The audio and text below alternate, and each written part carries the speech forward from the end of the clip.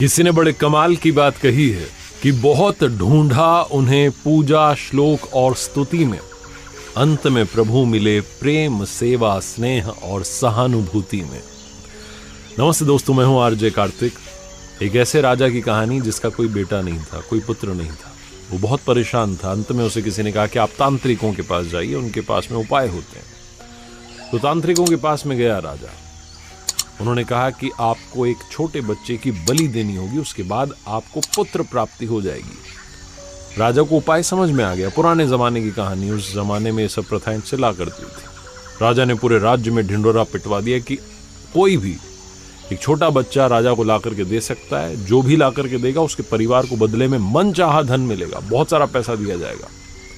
उस राज्य में एक गरीब परिवार था, उनके बहुत सारे बच्चे थे। उन्होंने सोचा कि एक बच्चा है, निकम्मा है, नाकारा, कोई काम तो करता नहीं, इसको दे देते हैं ले जा करके राजा को।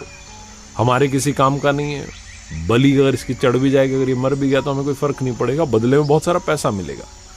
ये सोच करके उस परिवार ने उस बच्चे को राजा को सौंप दिया। तांत्रिक आ गए, राजा को बुलाया गया, बच्चे को बुलाया गया, सारी तैयारी की गई बलि चढ़ाने की। राजा ने उस बच्चे से पूछा कि बेटा आपकी कोई आखिरी इच्छा है? तो उस बच्चे ने कहा हाँ, मुझे थोड़ी रेत ला करके दे दीजिए, मिट्टी ला करके दे दीजिए। राजा को समझ में नहीं आया, पता नहीं क्या करेगा। इच्छा पूरी की गई, रेत लाई गई, मिट्टी लाई गई। उस बच्चे ने उस रेत मिट्टी को मिला करके 4 छोटे छोटे महल बना दिए। और महल बनाने के बाद एक के बाद एक उसने 3 महल तोड़ दिए। चौथा वाला जो था, उस महल के सामने वो हाथ जोड़ करके बैठ गया, प्रार्थना करने लगा।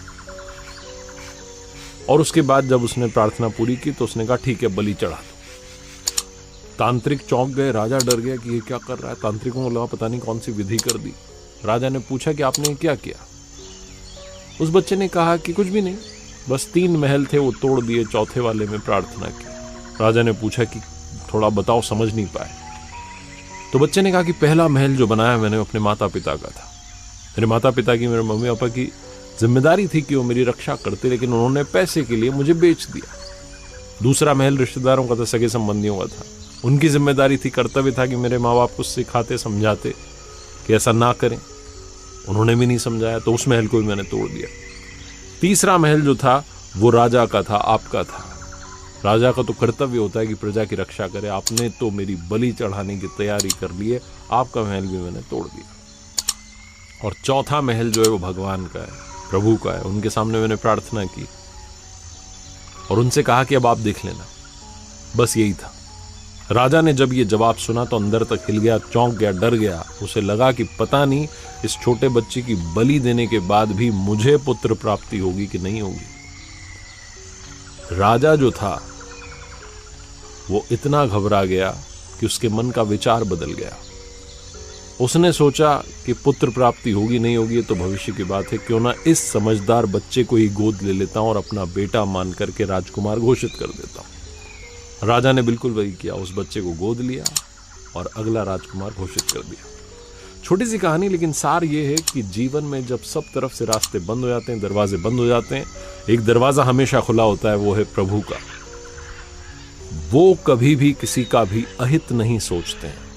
बस उन पर विश्वास रखना शुरू कीजिए, स्नेह के साथ उनकी श्रद्धा के साथ आराधना करना शुरू कीजिए और आपस में प्यार बांटते चलिए, सहानुभूति बनाए रखिए। एक बार फिर से वही बात जो अक्सर आपसे कहता हूं, ऊपर वाले के आशीर्वाद, अपनी मेहनत और अपनों के प्यार के साथ कर दिखाओ कुछ ऐसा कि दुनिया करना चाहे आपके जैसा।